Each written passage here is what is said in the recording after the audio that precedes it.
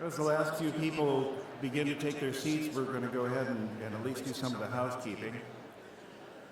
My name is Randall Wells, and I have the honor of chairing this session with an amazing group of people here. But before we get into the session, there are a few notices that the folks wanted me to read. First of all, the general meeting for the Society for Marine Mammalogy will occur in here a few minutes after the end of our session.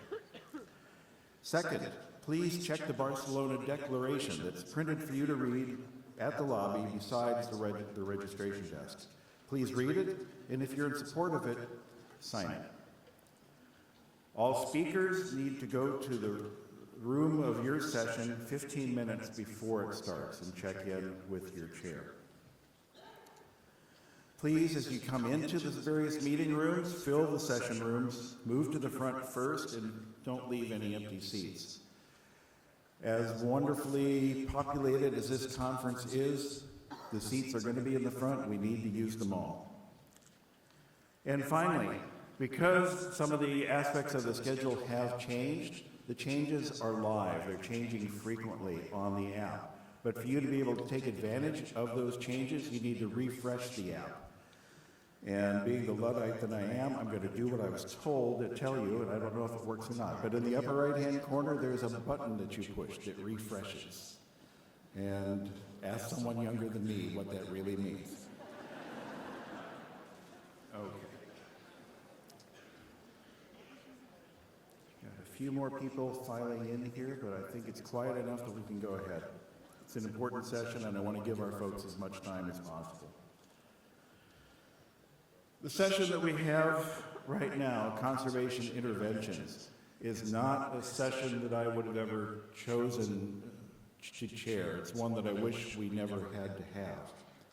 But there are enough conservation situations in the world right now that have reached dire states that it really is important to consider everything that's possible for your toolbox and know well in advance when something isn't going to fit in your toolbox. So there have been a number of attempts to utilize conservation interventions. Some of them have been more successful than others. But I want to give a huge amount of credit to everybody up on the stage and everybody who's tried them in the field for having the bravery, the intellect, and the support from the communities that they've needed to be able to engage in these kinds of interventions. These are heroes that are up here with us. They're going to be talking to us for the next hour. And I think we'll get a great deal out of it. We'll start out, first of all, hearing about the Vaquita situation, and we have Lorenzo Rojas-Bracho.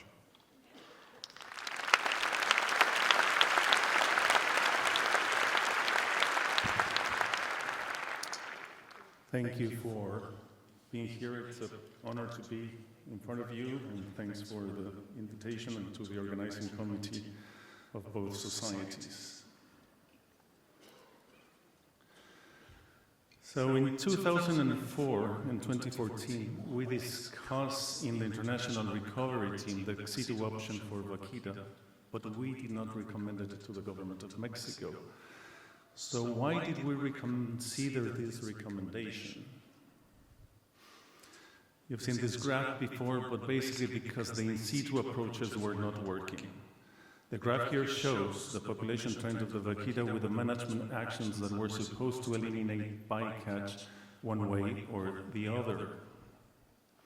Now, if we put numbers to this decline, you can see that from 1997 to 2016, we had a 95% decline of the Vaquita population. And from 2011 to 2016, the Vaquita faced a precipitous population decline as a result of the resurgence of the large-scale illegal totoba fishery fueled by the black markets in Hong Kong and China. Also in 2016 and 2017, we recovered 8 vaquitas that necropsy showed they were killed in gill nets, probably totoaba. And adding to this, in 2015 and 2016, our interinstitutional fishing gear removal program removed more than 400 illegal nets, most of them for totoaba, and this showed that enforcement was not working. Under these circumstances, the International Recovery Team CIRVA concluded in 2017 that the only hope for the survival of the species in the short term is to capture vaquitas and bring them to human care. And this is how Vaquita Conservation, Protection and Recovery was born, Vaquita CPR. And in late 2016 and early 2017, we started planning the fieldwork for Vaquita CPR. We were very clear the risks we were facing. Vaquita could die in the process of catching to transportation or to housing. However, we thought that the risk was greatly outweighed by the certain death of entanglement illegal nets in the wild. To mitigate this risk, we developed a stepwise approach. First, we had to find the animals using acoustic and visual methods, then we would catch, rescue them, and assess. And if the animal was doing okay, then we will take it to initial housing. And if everything went okay there, to a long-term sanctuary, and then with the hope that sometime would reach adoption to a gill-net-free upper Gulf of California. This is the first animal we catch. It was a young female, 6 to 8 months old. Acclimatation we attempted, and we did it in our land pools and in our sea pens, and the animal was too stressed and was released hours later. The second animal was a mature female that seemed very calm and looked like a very good candidate for ex situ management. Acclimatation was attempted in the sea pens, but the animal was too stressed, and release was attempted, but it did not work, sadly. The necropsy showed that it was a 15-year-old female with no evidence of pregnancy or lactation. What we learned from these two vaquitas is that probably this species is susceptible to stress, basically cardiomyopathy. I have been asked several times, why did we not start catching vaquitas for ex situ approach earlier? And basically, there are management and technical issues. Up to 2014, the recovery team had rejected the situ options because we felt that the animals had a better chance to survive in the wild than in captivity for the reasons I expressed before. But also we had positive signs. So we had a gill net exclusion zone for 2015. We had a permanent gill man cooking for 2017. Alternative fishing gear was being developed by an international group of experts, several sitting here. The Mexican Navy was taking over enforcement. There was a compensation scheme, which I will talk about later, for fishers not to fish. And the President of Obama met the President of Mexico to discuss vaquita conservation. And then there are I would call the political issues. So around 24, and again in 2010, the Organic Fisheries Research Institute and the head of the National Fisheries Institute told me had the way to solve the problem. Catch them all, ship them to SeaWorld, and you have your vaquitas and we have our fishing. So the failure to stem the vaquita decline despite years of in situ research, direct interventions, negotiations with government agencies, fishermen, and the Vaquita CPR emergency effort can provide probably some lessons for other rapidly declining species reduced to small populations because of bycatch. In the map here, I want to show you where Mexico is. I don't see the light. Oops. Well, anyway. You see the country with deep red is Mexico, and this is a map of corruption. You can also see several species or subspecies that are having serious conservation problems. Choose your species and country and see where you are. So lessons learned on the situations and conditions when ex situ might be compromised. And here is the governance problems and its twin, evil twin, corruption. Mexico, for example, illegal fishing has been estimated to be up to 60% of our national production. The graph shows to the right the governance of Mexico has gone from bad to worse, from 0 to minus 0.12. And at international level, it has been demonstrated that the presence of illegal fishing is directly related to low governance. It's very difficult to implement bycatch mitigation measures when we have decades of lacking a proper fisheries governance, and this is the sum of all the elements that constitute a proper management fisheries: the legal, the social, the economic, the political, and the technical.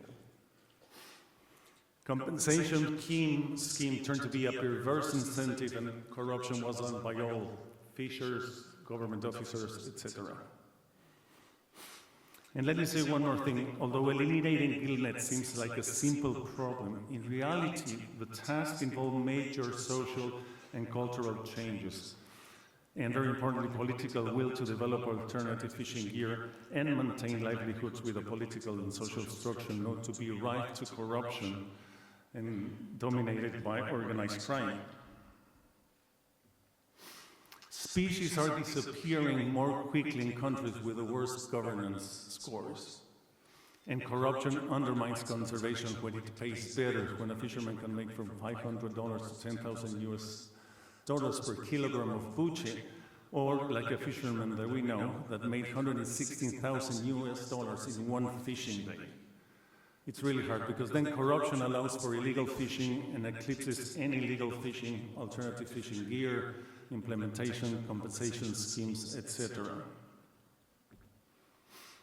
Now, conservation will not work if it is not a priority for all stakeholders. And we have been incapable of bringing on board the fisheries authorities and not the fishermen. And you either take the hard decisions involving fisheries, like banning gillnets, or the species will go extinct. And the other lessons learned in issues with conservation interventions is if you don't do your conservation homework on time, then any unexpected single event can drive population to extinction very, very fast, as you can see in the graph here. Captive care is a potential valuable tool for recovering marine mammals, but building the capacity for captive care takes years and should be initiated well before you need it urgently. Ex-situ was a last-minute effort in the face of extinction. Too few animals left to take a precautionary approach, and learning curve is steep, and we didn't have to have a learning curve. So ex-situ options are to serve conservation. The information critical to success must be gathered when populations are still relatively large. I also been asked, when should what we started? Should have we begun as soon as gillet's mortality we knew it was unsustainable, or when we lost 57% decline in 2008 and we still have 100 animals? We need to think or purpose guidelines for careful planning of phased conservation interventions, as human-caused mortality drives populations from the thousands to a few hundreds. The SERVA team was concerned that ex-situ actions could jeopardize the in-situ actions. But the lessons for the Vaquita case is that the managers must be convinced that to avoid extinction, developing action plans that consider both in-situ and ex-situ options when populations are still in the numbers in hundreds. And another important thing is effective communication with communities is vital for the conservation of biodiversity. I'd like to thank all the Vaquita CPR team, all the co-authors that have participated and supported us in many years, and muchas gracias por su atención.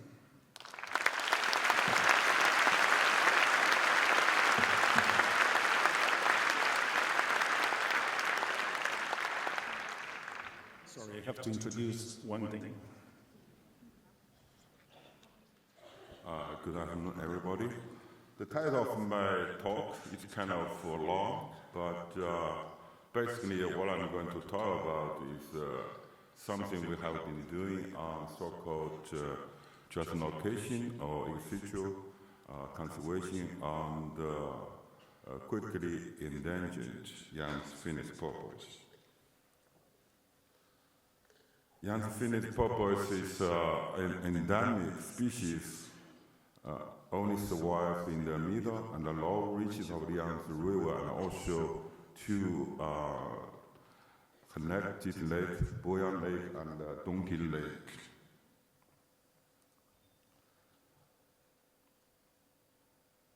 Along with the very rapid economic development of the country during the last several decades, human activities had also been increasing very rapidly in the Yangtze River, which brings a huge impact on the survival of the finless porpoise in the Yangtze River, as you can see from this finger. the number has been decreasing during the last several decades very rapidly. So what we can do to try to help this lovely animal not be extinct? Actually, we have been doing a lot of things like we call 3 major conservation. It's called in situ, ex situ, and breeding programming activity. But as you can imagine, doing in situ conservation, just like our first speaker talked about, it was pretty difficult when most of the people, including the government, at that time in China, they most focused on the development. So we got to do something special just in the worst scenario. Even all animals in the wild have been wiped out. We still have some animals somewhere on the full protection. So that is why we have been also doing some work on the ex situ conservation. Here, this area is called the Tianguozhou in Chinese, but in English is Swanba. And this area used to be a part of the Yangtze River, so its environment situation pretty much similar to the mainstream of the Yangtze River. And in fact, it was the habitat for the finless porpoise. So back in 1990, we moved the first group of 5 animals into this area, and to test if it's really good for the finless porpoise. And it turned out the finless porpoise could not only survive but also reproduce naturally and successfully in the reserve. As you can see from the finger, the animals have been increasing gradually since then. So based on this successful experience, we set up another reserve. It's called Hawaiian or Jichen Reserve. It's also an outspot. This outspot is even larger than the first one. The Tianguozhou outspot is 21 kilometers long, and this outspot is 33 kilometers long, 1 to 2 kilometers wide, and got a good research, very rich fish resource, and also water quality is very good.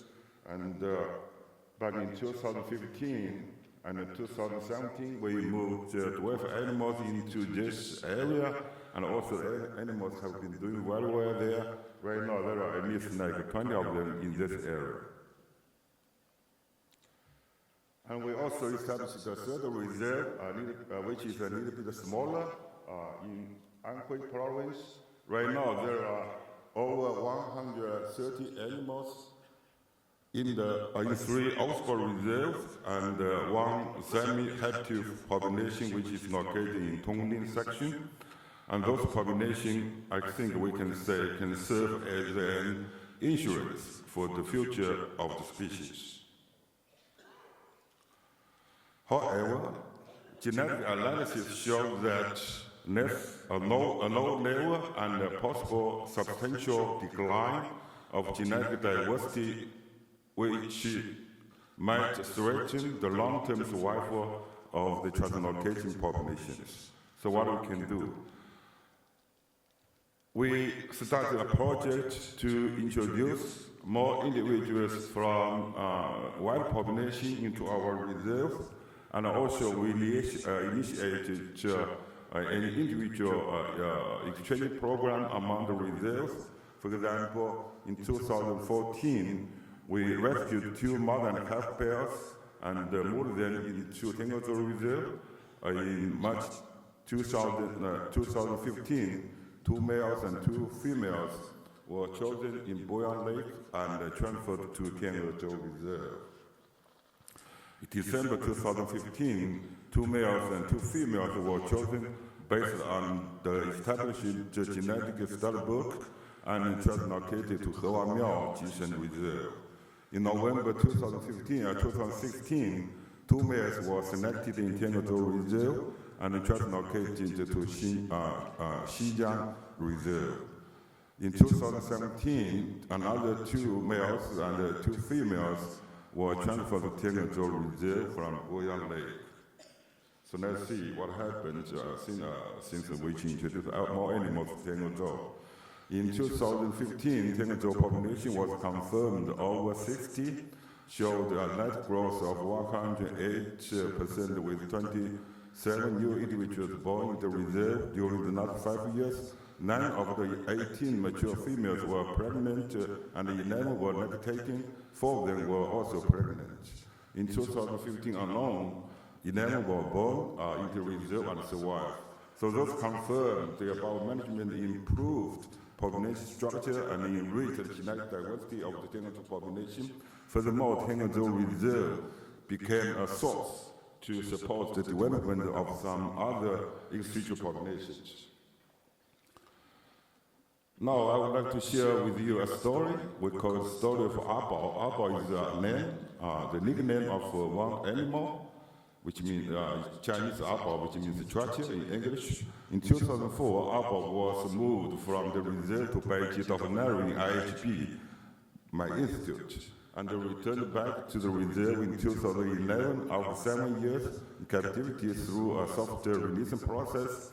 In 2015, we confirmed that Abao produced 3 children. Before 2004, when he was moved out of the reserve, and at least another 2 kids when he returned to the reserve back in 2011. Especially his children born before 2004 produced 10 kids as his grandchildren, and those grandchildren produced at least 2 great-grandkids for him. So this guy is sexually very active, and he is also very lucky. He got 4 generations big family. So this confirms the porpoise can be reintroduced into the wild even after a long time living captivity. So this set out kind of a base for future reintroduced animals from a situ reserve into the wild. And back in 2017, we did another range-wide survey. It turned out the estimation of population size was 1,012 animals, and this number was not significant different or lower than the result we came out by the survey in 2012. So we can say the first population decline trend had been suppressed with more intensified in-situ protection and growing of seed populations as an insurance. We are more confident than ever to protect the lovely porpoise and the beauty of the nature of the Yangtze River. That's all. Thank you very much.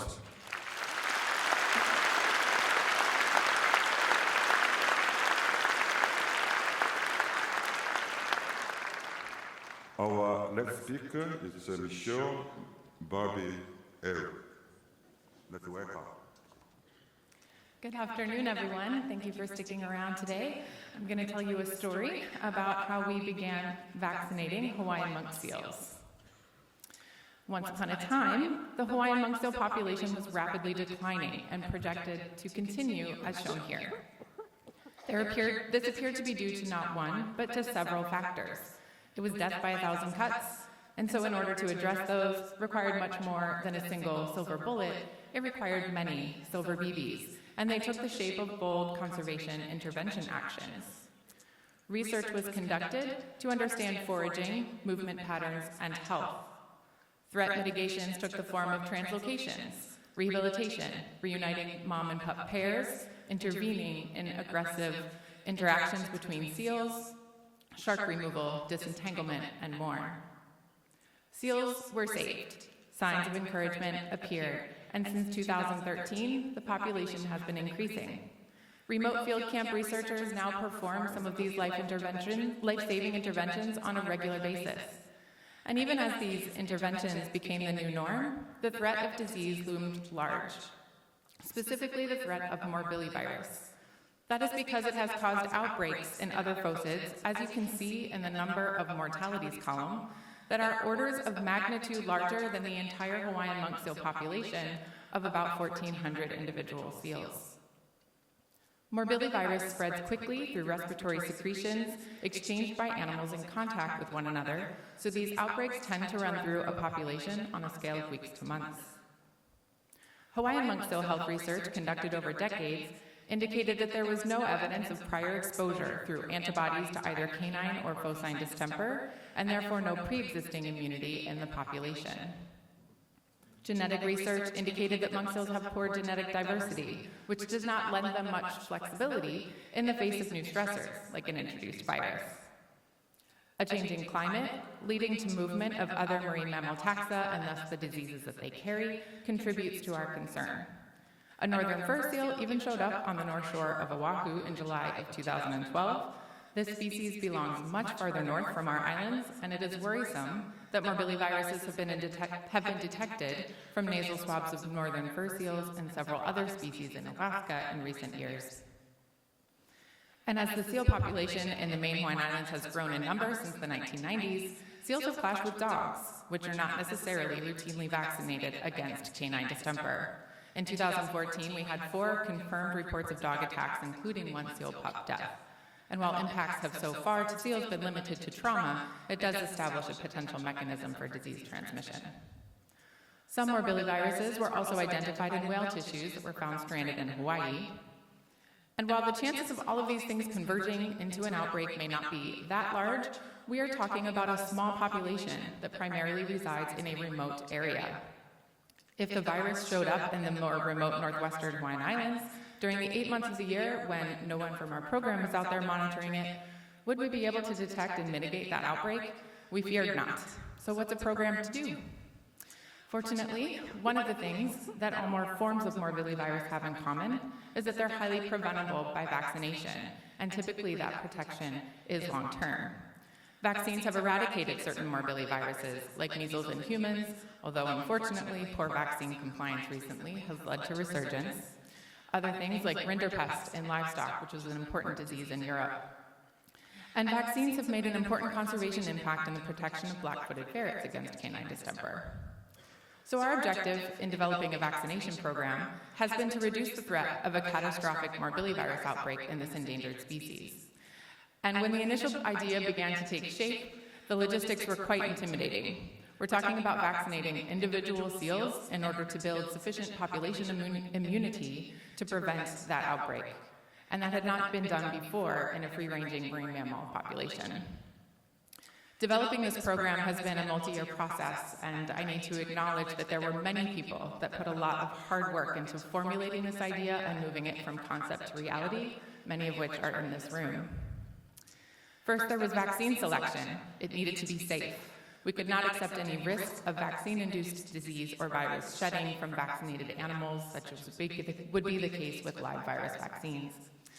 A recombinant distemper vaccine was selected.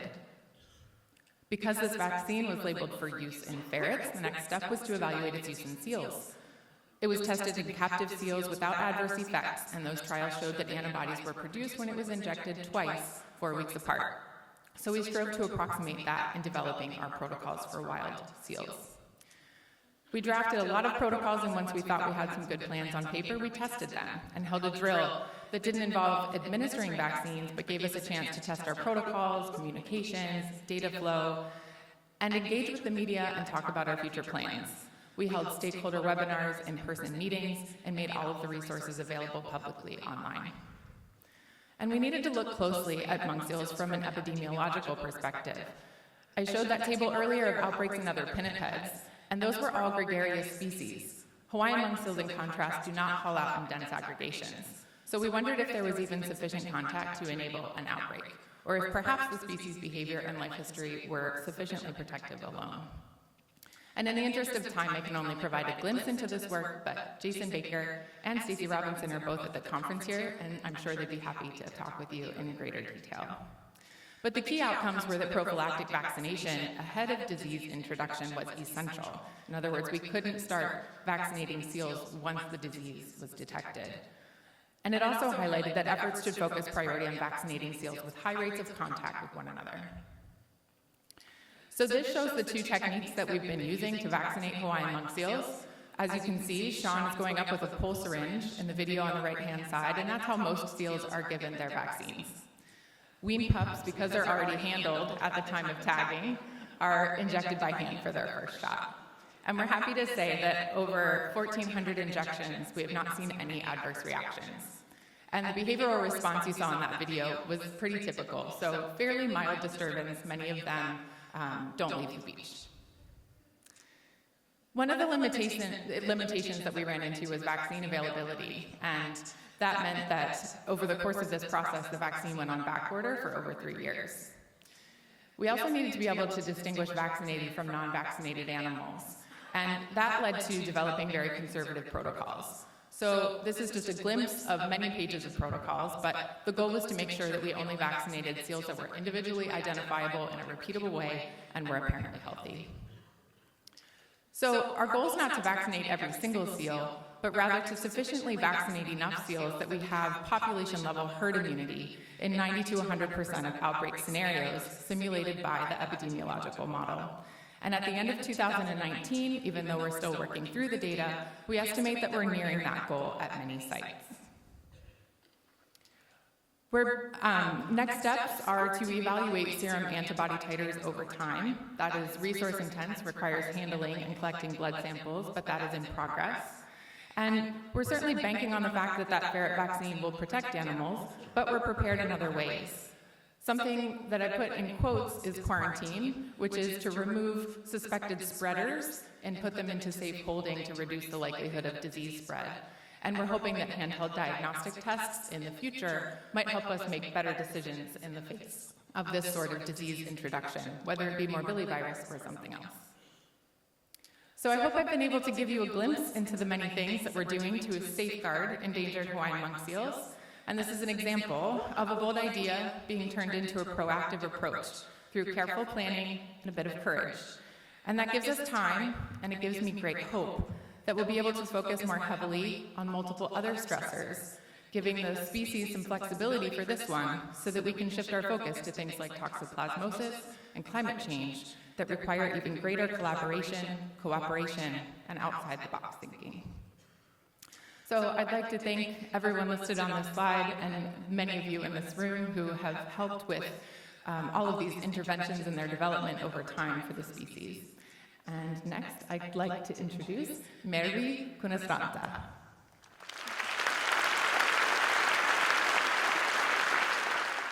Good afternoon, and say in Finnish, hyvää iltapäivää. It's a great pleasure to be here and a great honor for our team, Saimaa-Ringetsin people, to be here and tell something the work what we do with this rare seal. During these days, we have heard distressing news about the climate change and what kind of effect it has on marine environment and the species there. Now I'm here to tell some positive news that small things can be matter, so something can be done however. First I would like to highlight this our ringed seal, Pusa hispida sinensis, and I kind of hide this hispida because we have so unique ringed seal living in the freshwater lake. When we look at the latest genome sequencing data, we can clearly see how different the Saimaa-Ringed seal subspecies is from Arctic, Baltic and Ladoga subspecies. So we have a national pressure in Finland, which is already genetically, behaviorally and morphologically different compared to other ringed seals. So we have an endangered and endemic ringed seals living in the freshwater lake, which is a relic from the last glacial period. We have about 400 individuals, 8 pups are born every year, and population is slowly growing thanks to the active fishing restriction, so active conservation. The key threats still are the bycatch mortality, especially killnets, because it's one of the most common ways to fish in Finland, narrow gene pool, habitat destruction, small population, and the climate change. Climate is changing with this red dot in the map where it's Lake Saimaa, and we are there in the yellow dot. And the blue is whole distribution area of the ringed seal in general. So, ring seal is depending on ice as a breeding platform, and the snow around it makes a nice comfort place to make a lair. And in the marine environment there's ice drifts and these kind of places where the wind brings the snow. But in Lake Saimaa there's no open ice pack areas or ice fields, but we have 14,000 islands. So that's the great place where the snow can accumulate at the lake in the winter, and there's the place where the female give a single pup. Great place, no predation, no cold. But winter is not coming. And if it comes, it leaves early. And that's a key problem nowadays. So it has a multiple effect. It has a negative effect for the seal and seal monitoring. Snow is, the structure is weird nowadays, it collapsed too early or ice melt too early. Pups are exposed for the harsh environment and the predation. We do not have a polar bear in the lake, but we have a medium-sized carnivores, red doxies and alien species raccoon dog, and they are not predators for the pups which are exposed on those conditions. And then stillborn mortality is very high and for unknown reasons. And when our population estimation is based on the snow layer, we don't know how many seals there are soon because there are nothing left to census after the season. And as you see in the pictures, it can be also for dangerous. So, how to save the pups? Because the direct effect of the climate change are focusing on the juvenile survival. So, 10 years ago, researchers just decided to go and shovel some snow for the seals. The high side fidelity is the key, so we kind of know where the layer should be if there's no snow. And that's the great invasion. Snow pipe, a lot of snow, about 10 meters long, 4 meter wide, and then depth 1 meter. Who would guess? But seals doesn't matter. It's same for them. Is the snow piled by wind or by excited humans? So that's nowadays very important part of the conservation. This was implemented to conservation during the very, very mild winter 2014. And during that winter, over 90% of the pups were born man-made snowdrift. And since then, over 1,100 snow piles have been piled, 264 pups has been born, and over 300 local volunteers has been participating in that good project. And those red stars in the map are those main breeding areas, and this is situation from 2018. This year we didn't do because we get some snow. But if there's no snow or even no ice, what we do? This kind of winters will come. So high-tech version, we decided to make some old snow, but with the current technology it's not very practical. So if you guys have some backpack where you can put a snow cannon, these small gates, we are happy to employ those, but currently it doesn't seem to be a solution. So we were sitting in the cafeteria and thinking that what we do next, and then this great Paros Major came to look at his nest box. Why? Maybe we just turn it around and there's a hole under and then the seal goes in. Huge bird boxes for the nest, for the seals. So now we are currently developing. So there's a reed nest structures that we can put inside the snowdrift. If the snowdrift melt earlier, we borrowed this idea from Jodie Foster movie Panic Room. So there's always the place where you can hide if the man-made snowdrift melt away and you can stay there. But you need the ice. By the way, one pup has been born in this panic room. But this ponton nest, this is the next step. They could be floatable, they can stay there. And we have gained a lot of experience of different conditions. The nest has been destroyed by seals, they have been destroyed by ice and snow, and one happy beaver had a great kitchen there once winter. But we are going there, I guess. So, I think so. There's a fancy way to say that out-of-box thinking is still needed to get ring seal in the box. But we have kind of positive attitude, because first pup was already born. We were so happy grabbing our hands there and get the natal hair to the hand to the box. Oh, baby has been born. And when we look at the cane camera traps, what we set near the nest, we noticed that it has been very productive, because there's also lynx going around in the year, April and also May, and pup was inside, and so it was saved by the nest. So, but how to estimate seal numbers based on snow layers if there's no snow? And that's the one problem what comes to, because you have to know how many seals there are, and if we don't know, so how we can protect, how we see the trend.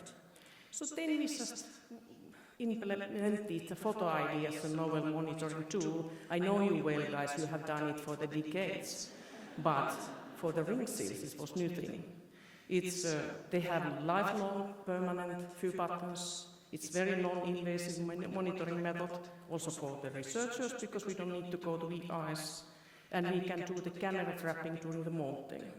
And because seals in the Saima are already to use somehow the short window, so they molt on the terrestrial platform, and they are very local, so we can put the camera traps there and just wait for the seals to come. And then we have this method have an implication for the population size, survival, social networks, just name it. And it also has a citizen science aspect, so please visit our North Baja area. It's run by WildMe, and there you can see our seals.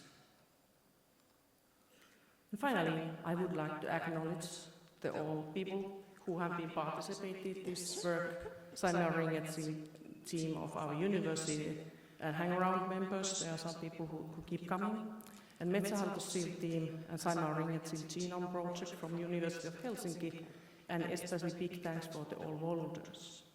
But there's one thing that I would like to remind you at the end of my talk, that these things what we are doing are small things what we can mitigate, but in the long run, the only way to get Saima Ringed Seal living in the future is to make the population bigger.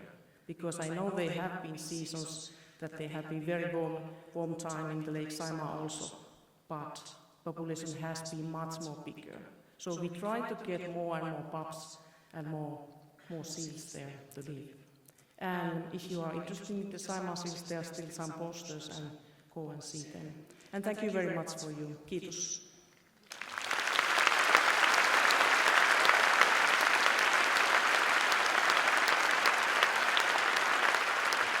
And the next speaker is Brian Smith, talking about the whales, you know.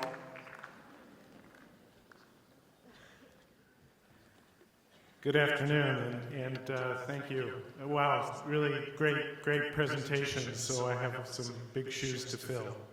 My presentation today is on river and ocean guardians protect endangered cetaceans in Asia. And I'd like to acknowledge my co-contributors from the Wildlife Conservation Society Bangladesh program, from the Fisheries Administration in Cambodia, and from the World Wildlife Fund in Cambodia. Asia supports the largest number of endangered dolphins and porpoises on our planet.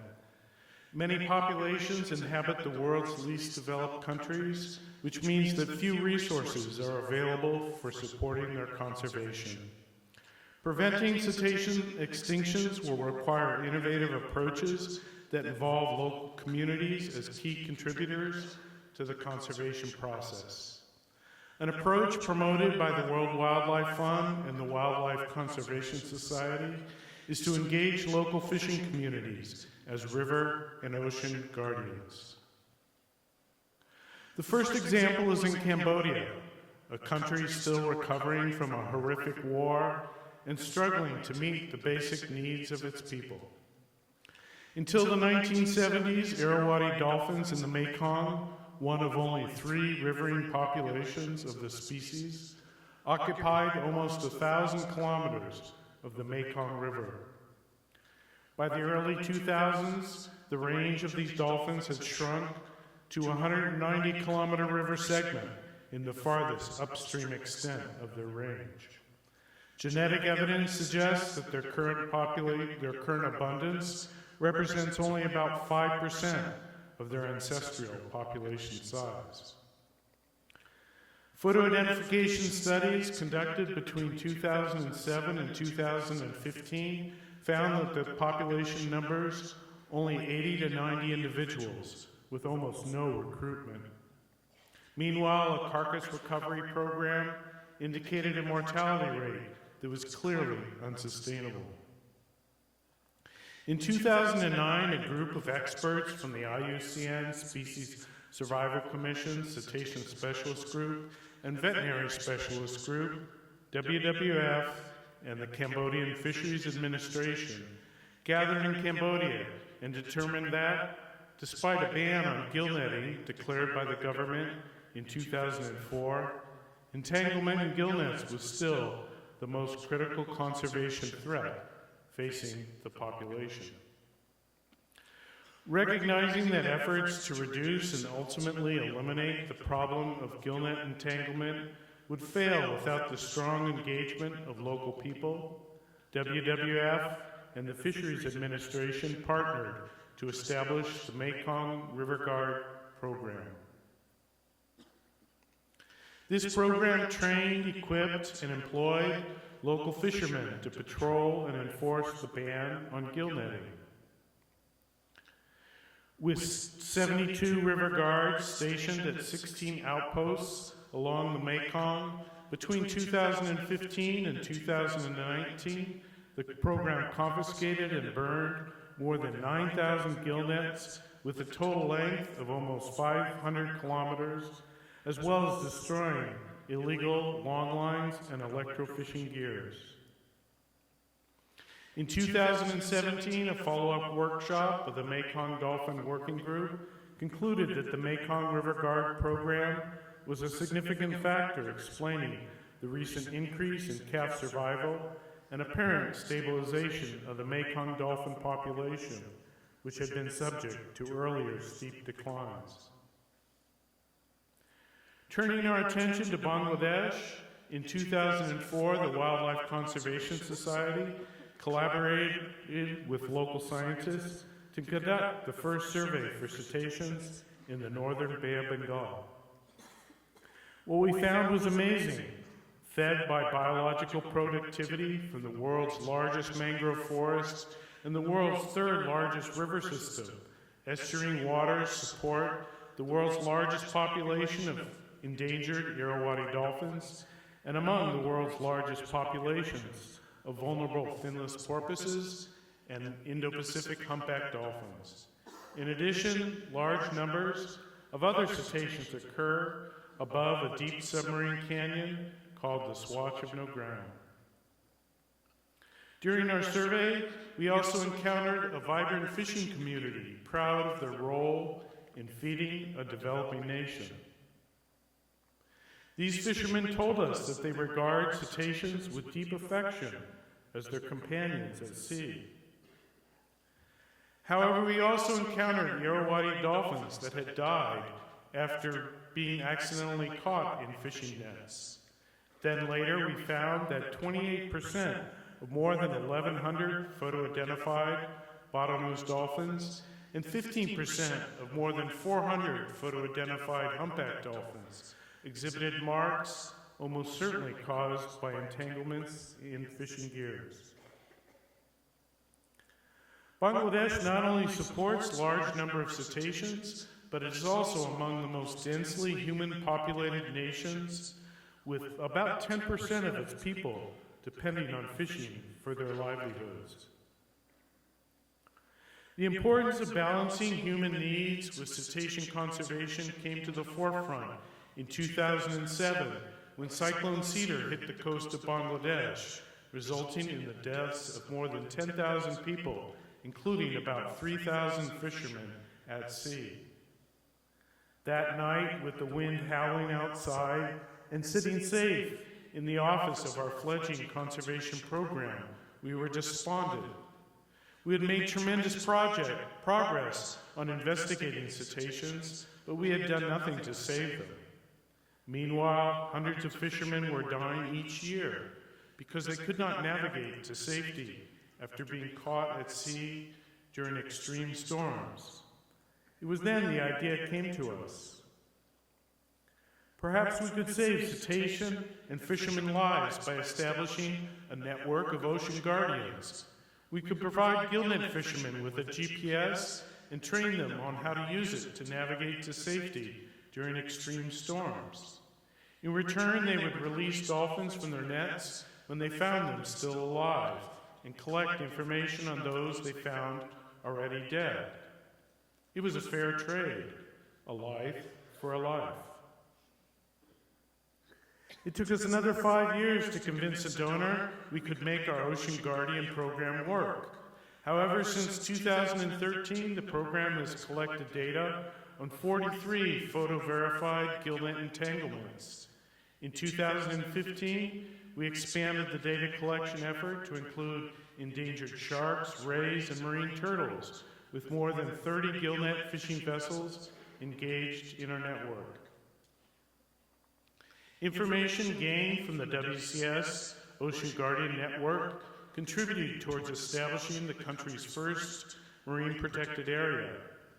These data are also contributing to a marine spatial planning process that aims to optimize the protection of threatened marine megafauna with fishery needs. Our initial plan for saving cetaceans was not as successful as we would have liked because, oops, there's a video here.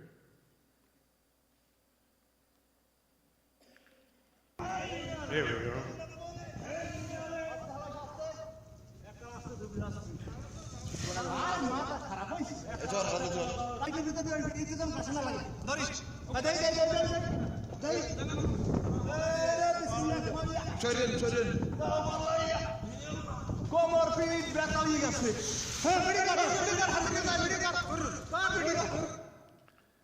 Oops.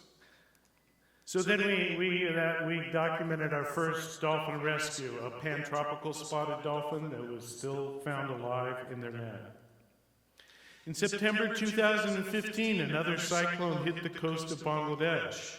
Using his GPS, Captain Akash Ali, a Star Ocean Guardian, led several fishing boats to safety.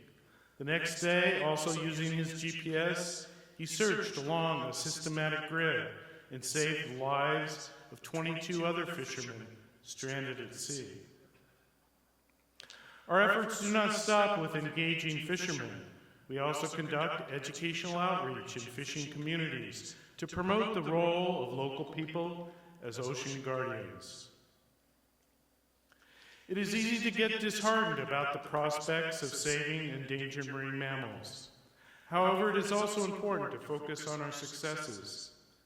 WCS and WWF believe that engaging local fishing communities as river and ocean guardians is an approach that shows strong indications of conservation success. Thank you, and marine mammals forever.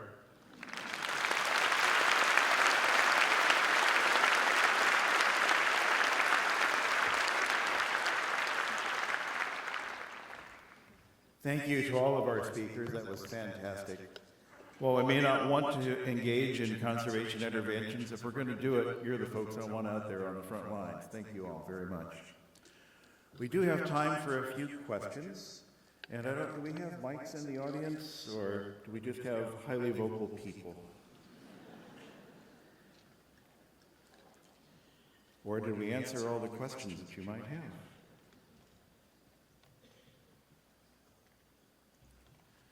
Well, not seeing questions, I actually have a couple. All right. Oh, we have a question. Excellent. Could you please give your name?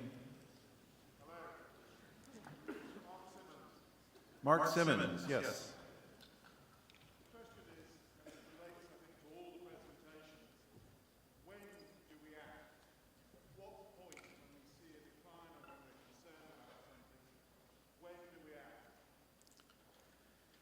The question was, How do we know when to act in terms of engaging in ex situ conservation activities? Panelists, is there someone here who would like to take that? Lorenzo? I don't have like a number or an equation, but I think this society or these societies here, we should start thinking of those guidelines to follow when, at what point you should intervene. In Vaquita, we could have intervened probably as soon as we realized that the population was declining in an unsustainable way. And sometimes I think you don't need to have the number of the animals. Just as long as you see the animals is declining steeply, and we have several examples, you should better start looking at what you're going to do, what kind of interventions you're going to do, because not all catching animals, it doesn't work for all the animals, as we saw with Vaquita. But I think in any type of intervention, you have to do it when you have large numbers still.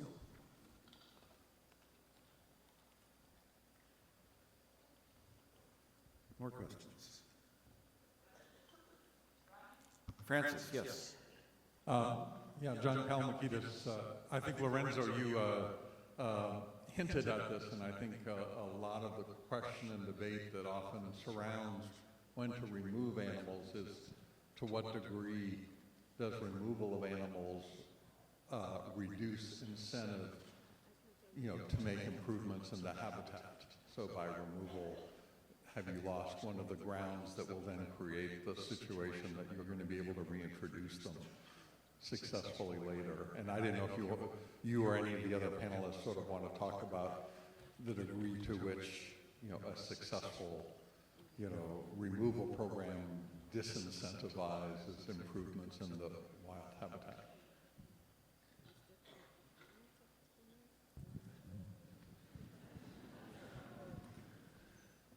Thanks, John. I think the issue there is, and I think I said something like that in my talk, you have to start negotiating very early that what you are doing is not a solution. It's just a step that will help you to reintroduce the animals back to the wild. And when we were doing Vaquita CPR, we got in some discussions, but at the end it was clear, I think, for the managers, sadly it didn't work, that we were going to hold the animals. There was no agreement in how long, but the idea was that this was just to buy time to be able to remove the gill nets and bring alternative fishing gear for the fishers. Sadly, we never counted with the support of the fishing authorities. And I'm going to quote Greg Donovan, and he said that the worst enemy for Vaquita are not the Totoaba fishermen, but our federal fisheries authorities. And I agree with that. We have time for one or maybe two more questions. I have a question. Yes. What can we in the marine mammal community do to increase efforts to address the markets for products like Totoaba? Lorenzo, I think that's you again.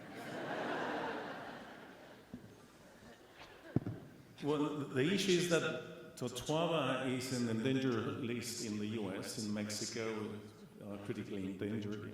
And there's a discussion about that, but anyway, that's where it is. So you don't want to incentivize that part. And years ago, we asked, again, to the fisheries authorities to make an abundance estimate of Totoaba.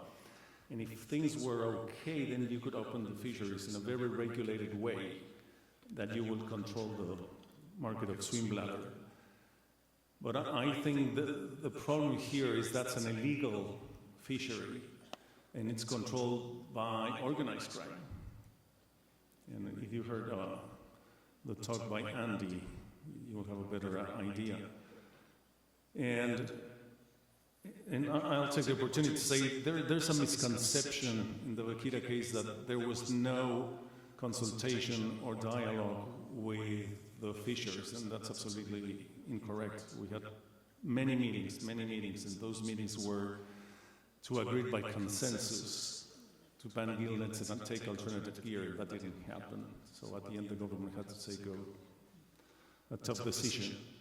But going back to that, I think Sarah Mesnick presented today where you should go with the markets.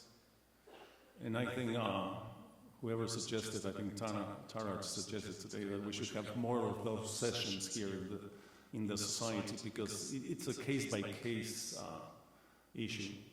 But I think we start really looking at the economy and the social part of conservation more seriously. And that's been for a long time the policy in Mexico, except for the last 10 years or so. Thank you.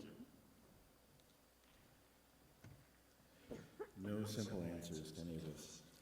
We've come to the end of the time we have available for this session, but most of the speakers are here for the rest of the week.